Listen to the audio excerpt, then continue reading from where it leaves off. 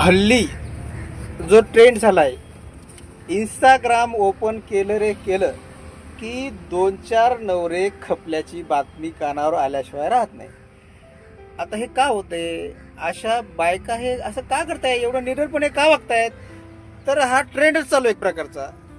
कसा ट्रेंड चालू आहे की बाबा विवाह बाह्य संबंधामध्ये नवऱ्याने पकडलं तर एक तर त्याचा काटा काढायचा. आता काटा काढायचा म्हणजे कसा, प्रियकरामार्फत काटा काढतात ना, ती प्रकार पण हल्ली असे वाढत चाललेत की नवऱ्याला मारून एक तर स्टाईल खाली घरातच चापून टाकायचा, वरून स्टाईल लावायची, किंवा नवऱ्याच्या अंथरुणामध्ये विषारी साप सोडायचा, किंवा नवऱ्याला फिरायला नेऊन कुठंतरी दरी ढकलून टाकायचं, किंवा नवऱ्याचा खून करून ड्रममध्ये पॅक करायचं. म्हणजे अनेकविध प्रकारे नवऱ्याला संपवण्याची स्पर्धा हल्ली बायकामध्ये वाढते. त्याचं एकमेव कारण काय, तर विवाह बाह्य संबंधाचं वाढलेलं प्रमाण. तर मला या बहिणींना असं सांगायचंय की बाबा नो, तुम्ही असं काय करू नका. तुम्हाला नवरा पसंत नाही ना, प्रियकरासोबत जायचं असेल ना, तर नवऱ्याला सरळ सरळ घटस्फोट देऊन मोकळं व्हा ना. कशाला लोकांच्या बिचाराला मारताय?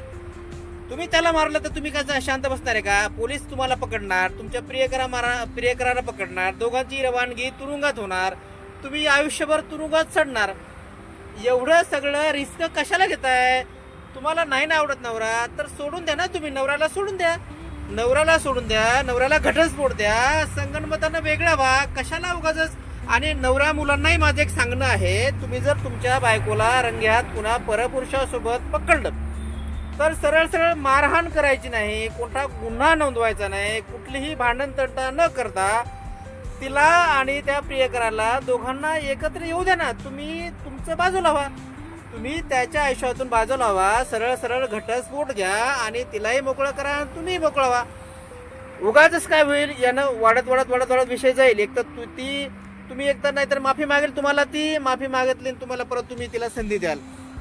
एकदा का परपुरुषासोबत झोपण्याची चटक बायकांना लागली तर ती बाई आयुष्यामध्ये कधीही सुधारण्याची शक्यता नाही.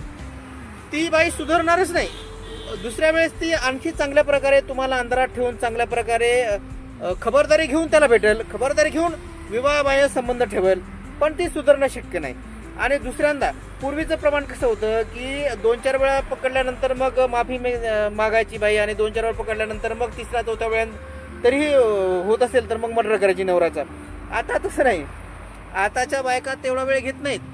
आता पहिल्यांदा माफी दिली तुम्ही की दुसऱ्यांदा तुमचं ती मर्डर करणार म्हणजे करणारच.